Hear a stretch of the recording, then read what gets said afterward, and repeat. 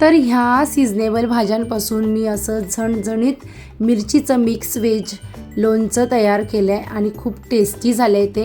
तर श्री स्वामी समर्थ। त्यासाठी इथे मी 1 किलो प्रमाणात भाज्या घेतलेल्या आहेत। ओली हळद, गाजर, मुळा, मिरची, लिंबू आणि अद्रक थोड्या प्रमाणात। त्यासाठी सगळ्या भाज्या अगोदर स्वच्छ धुवून सुकवल्या, त्याची सालं वगैरे काढली आणि मग त्यांना अशी बारीक कट करून घेतले। गोलमध्ये कट करते, छान दिसतात।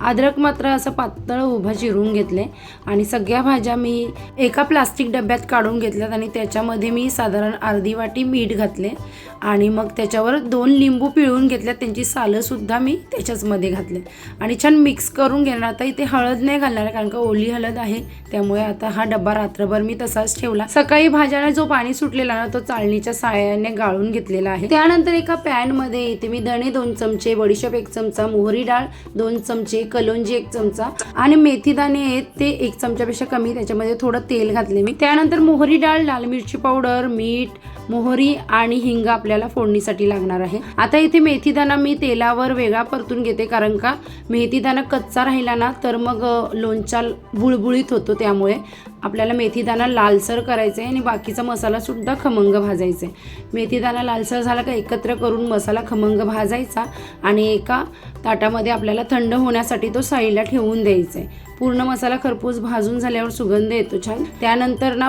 त्याच पॅनमध्ये मी मोहरी डाळ उरलेली ती आणि इथे मी मीठ कमी वापरले आणि अर्धी वाटी म्हणजे 4 चमचे मिरची पावडर वापरलेली आहे। आता हा मसाला सुद्धा आपल्याला छान गरम करून घ्यायचा आहे आणि मग आपण फोडणीची तयारी करतो। तर फोडणीसाठी 2 चमचे तेल घेतले आणि लोणच्यासाठी लागणारं 2 वाट्या तेल मी अगोदरच कडकडीत गरम करून मग थंड करून घेतलंय। आता आपण फोडणी करूया। तेल गरम झालं का त्याच्यामध्ये राई घालूया। राई तडतडली ना चांगली का थोडा वेळ थांबायचं आणि मग हिंग घालायचं आणि ही फोडणी आपण साईडला ठेवून देऊया थंड होण्यासाठी। आपला मसाला थंड झालेला त्याला मिक्सरमध्ये मी बारीक करून घेतलेला आहे अशा प्रकारे आणि आता आपण सगळे मसाले थंड झाल्यावर मगच एकत्र करायचं।